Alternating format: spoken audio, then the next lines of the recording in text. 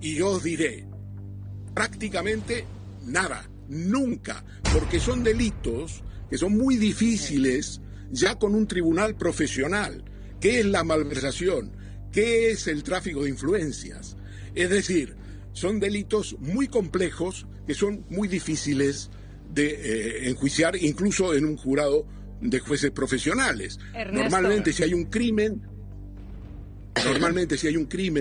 y uno tiene que decidir si la persona esta utilizó la pistola o el calibre, eso va a un tribunal de jurado. Pero la malversación y el tráfico de influencias, no. Peinado no empezó este juicio como tribunal de jurado. Peinado lo empezó como diligencias previas, como procedimiento abreviado. Luego cambió de tercio cuando consultó con su círculo de confianza. Hay una operación, y esta operación se llama Begoña Gómez y se llama Pedro Sánchez Fernando VII. Es Ernesto Ekaizer. Muy buenas tardes, Ernesto. Hola a todos. Yo estoy impresionado ya esta mañana, pero bueno. ¿Estás impresionado por qué? Cierra España. ¿El qué, Margarita perdón? y cierra España. Margarita y ¿Sí? cierra España. Pero no me cambies el tercio porque ya nos vamos de peinado. Pero deja que centre un poquito el tiro. Ernesto, ¿las correcciones de la audiencia en este caso son algo normal en una situación como esto? ¿O esto, digamos que es un caso especialmente llamativo? Bueno, los jueces de la sección 23, que son normalmente son 3 jueces los que forman sala, aunque en algunos casos fueron el pleno de 5 jueces, han corregido algunas de sus resoluciones. Esto no es una cosa normal, pero lo fundamental es que la sección 23, en mi opinión, es la autora intelectual de la causa contra Begoña Gómez y de los delitos de tráfico de influencias y malversación. Es la que ha perfeccionado a Peinado. El abogado José María de Pablo lo ha explicado muy bien, el abogado de Cristina Álvarez, la asistente de Begoña Gómez. Él ha dicho, hombre, ustedes no están para perfeccionar. Hay una cosa que se llama intangibilidad en la justicia. Ustedes lo que pueden hacer es revocar o no revocar. Pero ustedes no me perfeccionen a mí lo que dice Peinado o lo que quiere decir Peinado.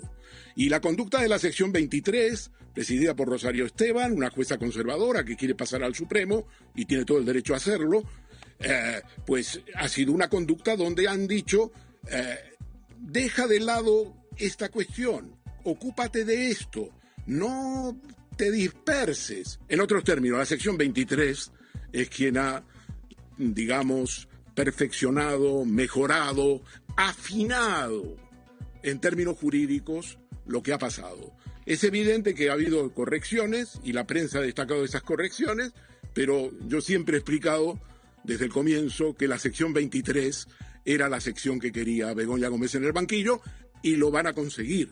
Lo que queda es muy sencillo. Si queréis, estuve haciendo cálculos y averiguando en la audiencia de Madrid y si queréis os lo explico. Explícalo. El día 8 de septiembre vence el plazo para los escritos de defensa. El juez Peinado tiene que recibir los escritos de defensa de las dos acusadas, en este caso Begoña Gómez y Cristina Álvarez, y tiene que convocar lo que se llama una audiencia preliminar en el juicio conjurado. Esa audiencia preliminar, las partes van y proponen pruebas y pueden realizarse en el mismo acto de audiencia preliminar, pero el juez puede rechazarlas.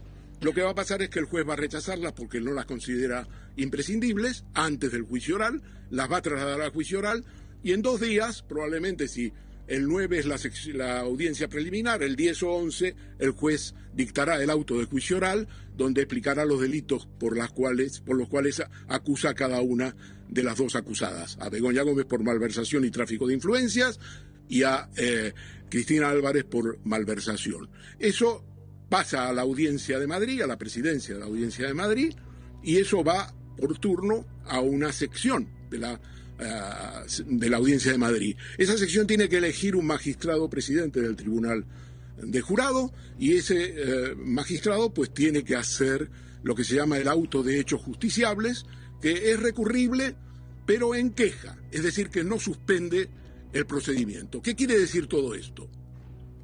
Que, digamos, si Peinado termina esto, como yo creo, el 15 de septiembre como máximo, y se eleva la causa a la Audiencia de Madrid, esta causa puede estar el 15 de octubre en la sección correspondiente por turno y se puede elegir magistrado o presidente del Tribunal Conjurado que se ocupará. Con lo cual, vamos a un juicio que si la audiencia quiere, se puede celebrar en 3 meses. ¿Quiere la audiencia celebrar en 3 meses? Lo veremos. Dependerá del magistrado al que le toque y claro, si tira la moneda, el 90% te dice que va a caer en manos de un magistrado conservador. La Audiencia de Madrid considera a Peinado el líder. Se hacen fotos en las fiestas de Navidad con él. Creen que es el hombre de la justicia. Él precisamente ha pedido una prórroga de su edad de jubilación hasta los 72 años y empezó en el 2024 la causa. Ha dedicado prácticamente los 2 años a sentar en el banquillo a Begoña Gómez. Y por lo tanto es el héroe de la Audiencia de Madrid. Yo tengo Ernesto, perdona, pero la jubilación, precisamente la jubilación de Peinado, ¿podría afectar en algo a este procedimiento? ¿O daría Nada, se termina. El día que él hace el auto de apertura del juicio oral, eso será el 10-12 de septiembre, como digo, 14, 15, en ese momento se acabó. La causa él la tiene atada y bien atada, porque esa causa pasa a la sección correspondiente de la Audiencia de Madrid, esa sección elige un magistrado presidente del Tribunal del Jurado y ya Peinado el 27 de septiembre se va a su casa a dedicarse a los caballos.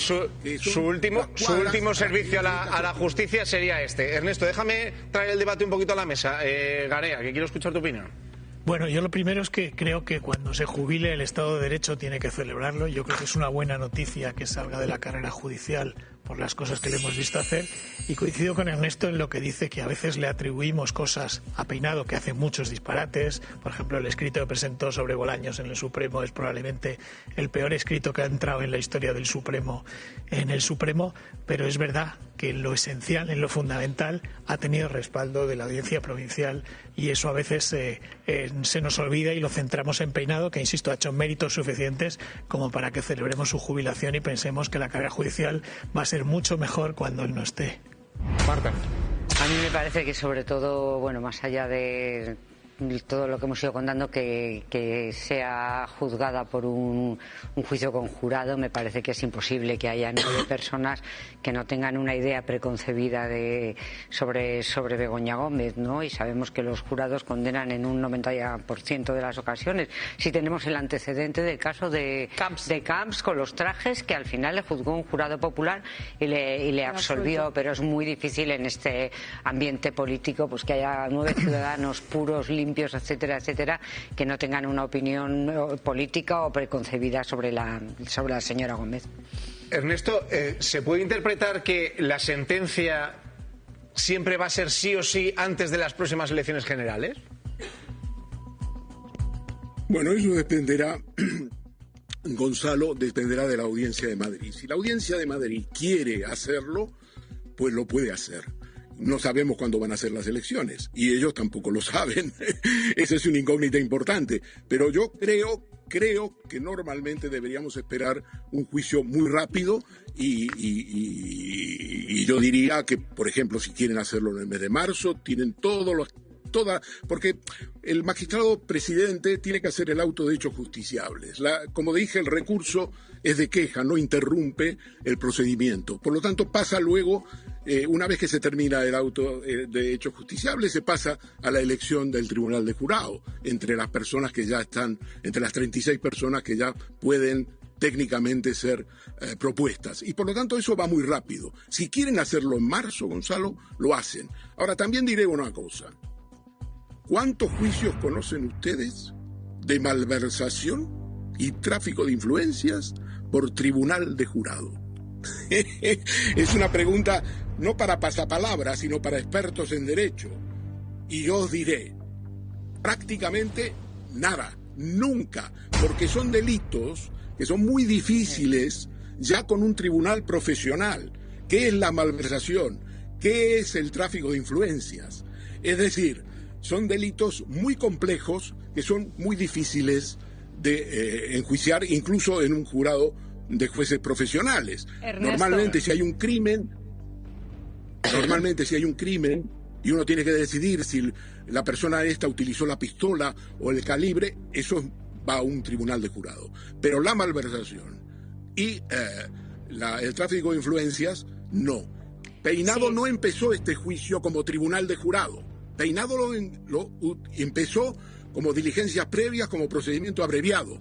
Luego cambió de tercio cuando consultó con su círculo de confianza. Hay una operación, y esta operación se llama Begoña Gómez y se llama Pedro Sánchez Fernando VII. Conexión de urgencia, Ernesto de Cáceres, buscamos claves, queremos saber lo que está pasando y lo que puede pasar. Ernesto, ¿qué tal? ¿Cómo estás? Buenas tardes. Hola, pues ya ves, aquí en Segovia, en el campo. Te quiero preguntar, Ernesto, porque hoy es un día de vuelta de la actividad política al Consejo de Ministros, se van a tomar medidas. Ceuta como centro de operaciones de lo que está ocurriendo, mando único decide el gobierno, la oposición está diciendo que tiene que haber dimisiones, el Partido Popular muy duro en las últimas horas habla de invasión de un gobierno desbordado que tiene que ofrecer dimisiones. ¿Por qué estamos ante este escenario? Mi opinión es que por parte del gobierno se ha hecho un diagnóstico equivocado de la situación. Creo que lo que ha pasado era muy complejo, había una ofensiva, ahí hay una ofensiva de la extrema derecha y la derecha, y la compra por parte del PP del discurso de Vox. La movilización contra el gobierno es una movilización activa, sin Ceuta y con Ceuta, y lo que ha pasado lleva un diagnóstico equivocado del gobierno, porque simplemente la devolución inminente de aquellos que habían entrado, de la mayoría, que fue fulminante, lleva al gobierno a considerar de que tiene tiempo y que no necesita actuar de manera rápida, que puede esperar varias semanas, y eso es lo que está ocurriendo. Eso ha transformado una crisis, digamos un golpe que fue para mí la expresión de lo que podría ser, de lo que pudo ser la primavera árabe en los años 2011-2012, es decir, una rebelión contra el gobierno de Marruecos, los miserables, para utilizar una expresión de Víctor Hugo, que no tienen nada que perder en Marruecos, vinieron a España, vinieron a Ceuta, y eso fue lo que ocurrió a finales de julio. El gobierno, con la devolución rápida, que por supuesto también fue con ayuda de Marruecos, no cabe duda, consideró que el tema estaba superado, el diagnóstico equivocado. El gobierno tenía que haber, Sánchez tenía que haber vuelto de Lanzarote, de sus vacaciones. Ya pasó esto el año pasado con los incendios, y no sé si te acordarás, Jesús, pero yo sostuve, probablemente fui el único que lo sostuvo, que Sánchez debía haber regresado con los incendios de sus vacaciones, no lo hizo. Y ahora ocurrió un poco lo mismo. Él consideró que el tema básicamente era un tema que podían resolver, el gobierno español, la cúpula del gobierno español con la cúpula de Marruecos, consiguieron la devolución y de alguna manera, muerto el perro, se acabó la rabia. Pues no. Con esto, Ernesto, te quiero preguntar, realmente en materia de este tipo, cuando se está también pendiente de las relaciones internacionales, porque ahí está Marruecos, se habla también de los intereses que pueda tener Estados Unidos, Israel, ¿sería posible un pacto, es decir, ver el consenso entre las principales fuerzas políticas, o se va a utilizar como rifirrafe y pim pam pum político sin que importe tanto la solución? Jesús, ya sabes mi teoría. Hay un golpe de Estado en marcha. Lo que está pasando en España es que tiene que culminar con la caída del gobierno o la llegada del gobierno hecho pedazos a las elecciones del 2027, sea cuando sea que se convoquen. Por lo tanto, no hay ninguna posibilidad de ningún pacto político. Aznar en el año, cuando fue el atentado del 11M, se negó ante Zapatero a convocar a las fuerzas políticas. El PSOE hace exactamente lo mismo porque está claramente en una ofensiva contra él de carácter golpista. El señor Feijóo día sí día no considera que España es un burdel que administra Pedro Sánchez y por lo tanto no hay ninguna posibilidad. Además intervienen factores internacionales. La Unión Europea frente al tema de la inmigración ha reaccionado con pánico y ha atacado a España. Los principales países están lucrándose o pretendiendo lucrarse electoralmente de atacar a España. Es el caso de Meloni en Italia. Ninguna posibilidad, no hay tregua. O cae el gobierno o llega hecho pedazo a las elecciones. Cuando se habla de la influencia que haya podido ejercer Donald Trump, Estados Unidos, Israel de Netanyahu, para dificultar la situación de España al respecto de Ceuta con Marruecos, ¿ha podido intervenir Trump, Netanyahu, Israel, Estados Unidos? Bueno, en este caso claramente a través de las redes sociales el señor Donald Trump, pues lo que ha hecho es azuzar y culpar a la política de inmigración. La política de inmigración de España es una política que va contra la política de Donald Trump, contra el cuerpo gestapista que es la ICE en Estados Unidos, y Sánchez ha desafiado abiertamente la política anti-inmigración de Estados Unidos y de todos aquellos países de la Unión Europea, y por tanto es el enemigo público número uno a batir. Se ha convertido en eso. Netanyahu, efectivamente, los ministros del gobierno israelí están azuzando día sí, día no en redes al gobierno de Pedro Sánchez por ser un gobierno contra Israel. La acusan de ser antisemita, lo típico. Y por supuesto que hay una coalición internacional por la caída de Pedro Sánchez. Es que no es una conspiración, porque las conspiraciones son secretas. Esta es abierta. Bueno, pues mantenemos esa línea abierta con nuestra compañera María Álvarez, que nos va contando lo que está ocurriendo ahí. Ana Pardo de Vera, acabamos de ver a la ministra pedir disculpas, al mismo tiempo que vemos también que hay un debate, hay una situación que pasa por... Yo sigo planteando esta pregunta. Con asuntos delicados, ¿es posible tomar medidas que sean eficaces y que vayan más allá del pim pam pum político, o qué va a ocurrir? Porque Ceuta, ahí está la situación que tenemos, es delicada. La situación es muy delicada en el primer plano, que es el humanitario. Además, no olvidemos que hablamos de personas en muchos casos muy vulnerables, niños, menores, mujeres, hombres, que no se juegan la vida porque Ceuta y Melilla sean españolas. Es que no se me ocurre mayor chorrada, además, así lo digo. Pero bueno, el ministro de marroquí, pero bueno, el ministro de una dictadura, tampoco nos es ajeno. Yo creo que el Partido Popular no tiene intención de resolver nada mientras se mantenga en este discurso de deshumanización del inmigrante, el que se ha sumado, como decíais antes, Antón, y al que se ha sumado con Vox y que le gana el original. Deshumanizar al inmigrante, instalar el mensaje del miedo. Lo volví a hacer Feijóo este fin de semana con lo de la sarna, la crisis, el confinamiento. Hablar de confinamiento en España después de lo que hemos pasado con la pandemia, por favor, pero de eso se trata. Precisamente sobre esto el Partido Popular decía hay que estudiar un confinamiento de toda Ceuta. Claro, el gobierno está diciendo eso, los expertos ahora mismo no lo ven. ¿Está ocurriendo esto? Yo creo que se dan los supuestos de confinamiento por riesgo sanitario. El señor Feijóo ha ido a Ceuta no a proponer soluciones, sino a propagar precisamente y a extender la angustia. Lo que le pedimos al gobierno es algo razonable. Es que estudie la posibilidad de confinar y de aislar a todos esos casos que han sido diagnosticados. En todo caso, no parece aconsejable por lo que dicen los técnicos. Es una cuestión que tienen que decidir los técnicos sanitarios. Carlos Sánchez, Antón Losada, os pregunto a ambos, claro, este tipo de debates políticos, pedir que se estudie un confinamiento, ¿esto debía ser materia de los expertos? ¿Es también materia de debate político? Bueno, lo ha explicado lo ha explicado bastante bien el secretario de Estado de Sanidad estos días, diciendo que una cosa es confinamiento, que se refiere a la población en general, y otra cosa es aislamiento. El aislamiento está en todos los protocolos sanitarios. Exacto. Y por supuesto que se producen. Si cualquiera de nosotros ahora mismo salimos de esta tertulia y vamos a un hospital y tenemos algo que puede ser contagioso, nos aíslan, pero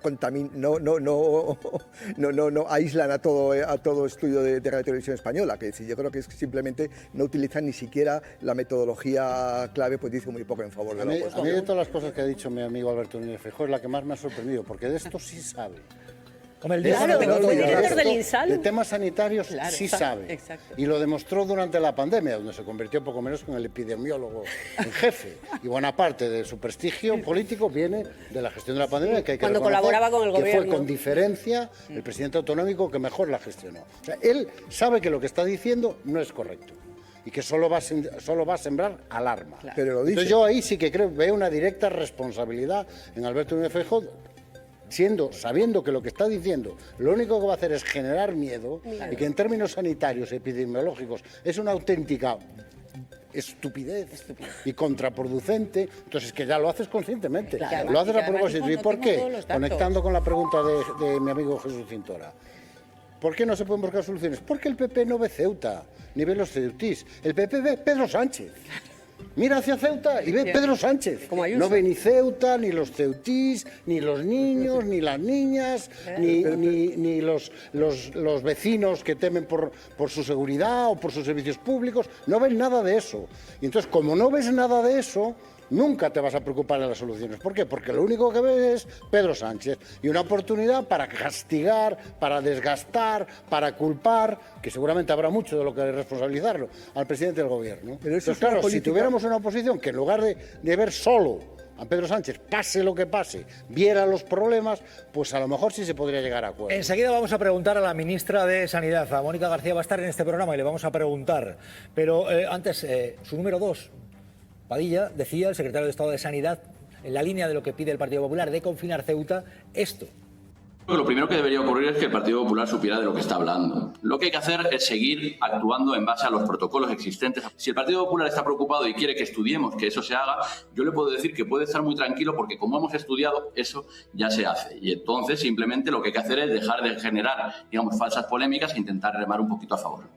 Carlos Sánchez, políticos pidiendo confinamientos en Ceuta, ¿esto es una petición en cierta forma frívola o es No, yo creo que es utilizar electoralmente lo que está pasando en Ceuta y como hablamos al principio, en un asunto de Estado no se puede ir a la miseria política para arañar unos pocos votos, porque además esa estrategia de la que decía ahora Antón es a medio y largo plazo muy negativa para el Partido Popular, que algún día gobernará y cuando gobierne tendrá el mismo problema con Marruecos, porque Marruecos no va a renunciar a Ceuta y Melilla. Por lo tanto, lo que tiene que tener es posiciones de Estado, porque imaginaos en un escenario en el que ocurre algo parecido, que el PSOE hace lo mismo que el Partido Popular. Sería un gobierno mucho más débil para enfrentarse con Marruecos. Por eso lo que tiene que es construir ahora mismo una política de Estado para enfrentarse a un problema que va a seguir en los próximos decenios.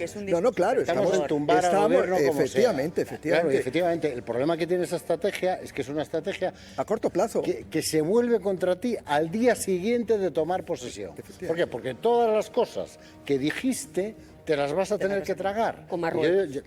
Vamos a recordar aquí al gran Mariano Rajoy. Dije que iba a bajar los impuestos y los estoy subiendo. Eso es lo que pasa. En el primer Consejo de Ministros. Eso es lo que pasa cuando no ves problemas y no ves gente, sino lo único que ves es una oportunidad para tumbar a tu adversario.